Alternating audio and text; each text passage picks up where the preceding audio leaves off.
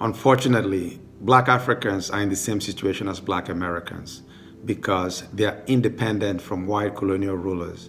It's only ceremonial. It exists only on paper, as the different parts of Africa are still owned and indirectly ruled by various European countries, as was established in the Berlin Conference of 1884. The success story of a young African today is to risk everything, life included, to get out of Africa and make it to Europe, Asia, or America. And this is quite disturbing. Many in their bid to escape become victims to human trafficking, prostitution, and modern-day slavery. Slavery all over again. The Western media calls them unwanted economic migrants. They are coming here because they want what we have. Really? Well, I find that dismissive and disingenuous, but I understand. It is the job of the Western media to protect the true nature of white material comfort by never addressing the discomfort blacks suffer for whites to be comfortable. If the reporters read their own newspapers, perhaps they should be asking themselves, why do these Black Africans want what we have if it has not made us happy? Western material comfort is like sausage. Once you know what's in it, you may not be too keen to eat it too often. And it's the job of the media to prevent people from seeing the content of this sausage of Western material comfort. So, what are some of the things the mainstream Western media are protecting white people from knowing? Well, I highly recommend that you read the book written by John Perkins called The Confessions of an Economic Hitman. He chronicled his life and career as an economic hitman for U.S. government. You can also listen to his TED Talk on YouTube. He explained how U.S. government and other international institutions deliberately use predatory lending to destroy and loot the economies of the so-called developing nations. Hence, make sure they remain underdeveloped, while their stolen resources are used to develop Western countries. He explained how countries such as US will send a team of fraudulent development consulting agency to convince governments of developing countries to accept a bogus infrastructure development plan saddled with enormous loans. They will recommend projects that will not benefit the masses but the few rich in the country, and make sure the contracts for these lucrative development projects are awarded to their own foreign engineering and construction companies. Of course, after the doomed projects have failed and the country is buried in unpayable debts, the foreign governments and their loan agencies, including the World Bank and IMF, will swoop in and loot the resources of the country.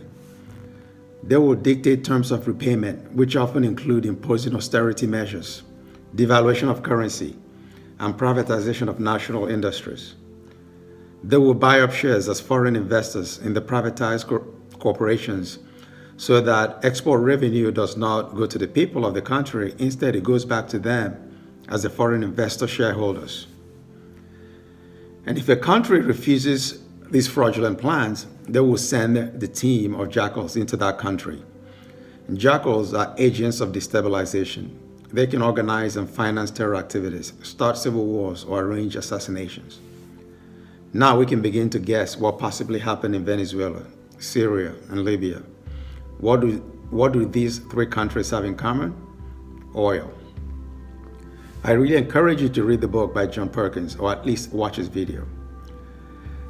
This predatory behavior towards poorer countries was not pioneered by US, and it's not exclusive to US government. European imperialists like Great Britain, France, Spain, Portugal, etc., they have been using these similar tactics long before US. African leaders that spoke up against these colonial powers met with untimely death, like Patrice Lumumba, Samora Machel, and Thomas Sankara. And now China has joined the predatory lending scheme and taken it to new heights. Let's look at Nigeria, the biggest economy in Africa. With the capacity to produce 2.5 million barrels of crude oil per day, Nigeria is Africa's largest oil producer and sixth in the world. Nigeria also has 33 other natural resources in the ground, which include gold, uranium, phosphate, columbite, zinc, coal, etc. Nigeria has arable land and climate suitable for year-round cultivation.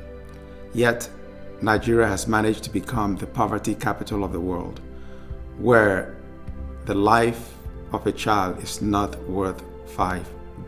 I was sitting receiving these reports, and there were all these women who were waiting, and I heard a very loud scream.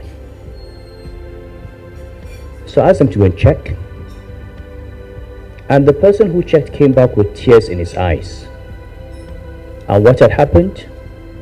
A woman who had just walked across, there's a children's hospital about 200 meters away from the palace, just across, and her child was sick, and she had come to ask for money to go and buy the drugs. And while she was waiting for her turn to ask for support, the baby died in her arms.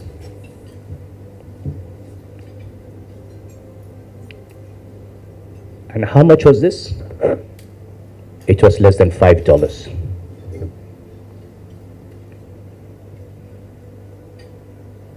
This is what happens every day in this country. Every day. Children die because their parents cannot afford $5. That a mother will watch her child die because she does not have $5.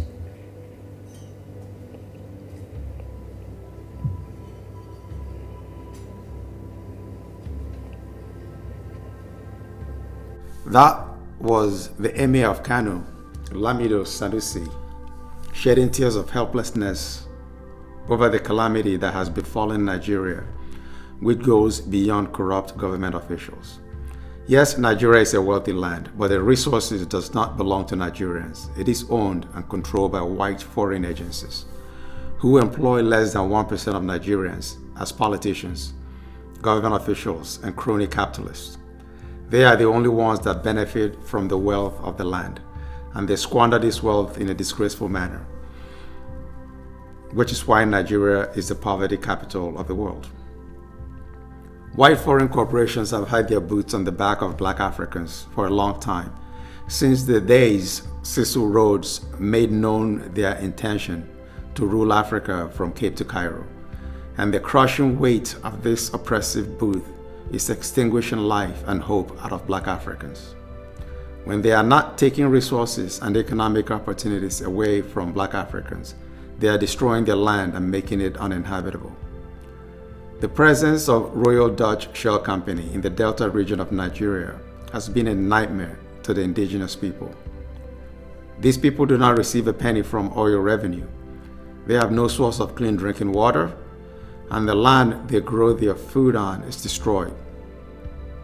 How did Nigeria government respond to this environmental catastrophe? They hung Ken Saro-Wiwa, the local activist who stood up for the Nigerians. I believe that as long as Africa has any ounce of natural resource that greedy white corporations are interested in, black Africans will not live in peace on that land.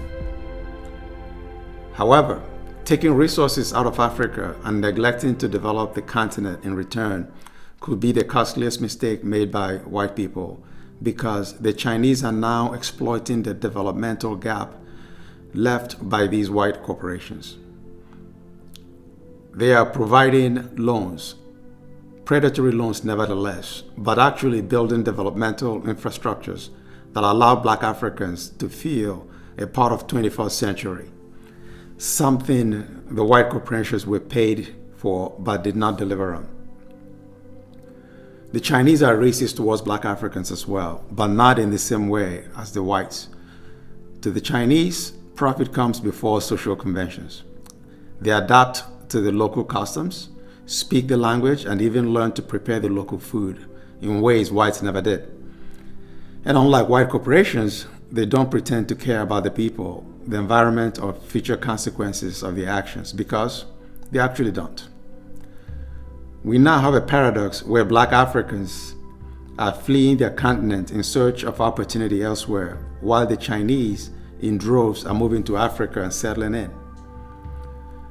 So, is there a solution to the problem of Black race being marginalized and remaining materially impoverished?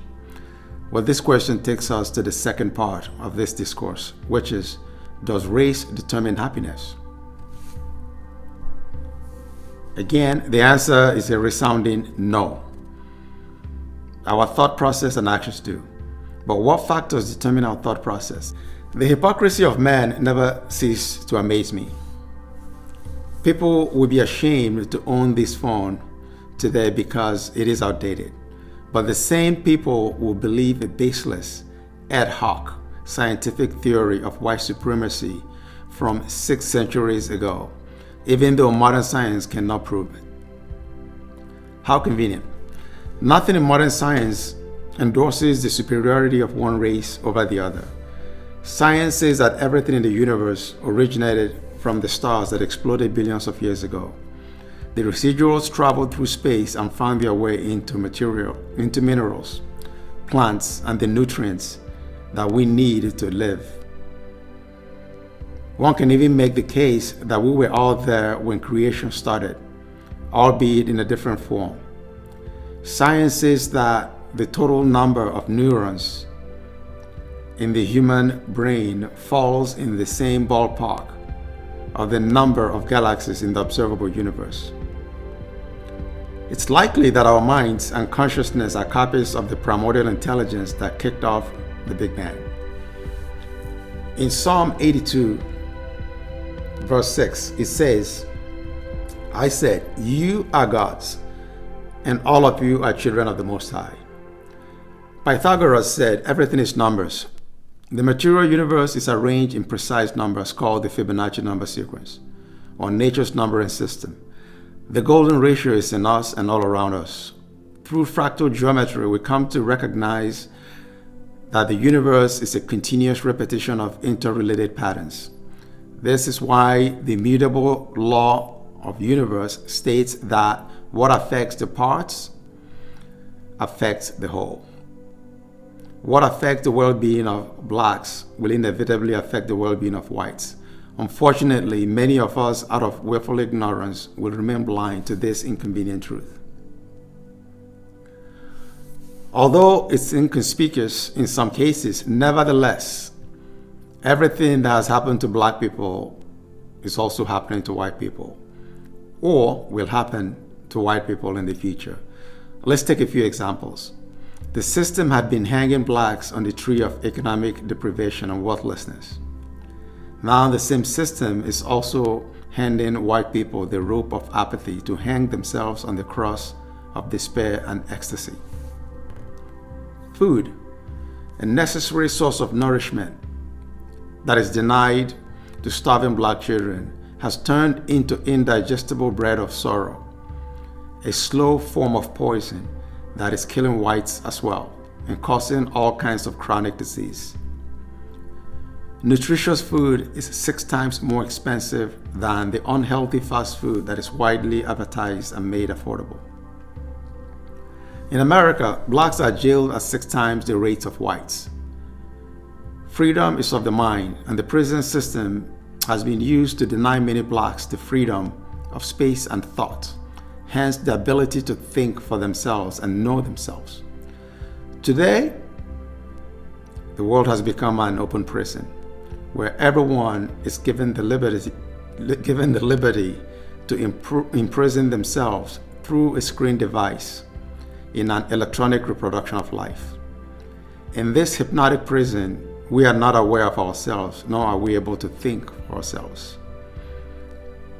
In some ways, this spellbound prison is more dangerous than the physical prison, because you at least know you are not free in a physical prison.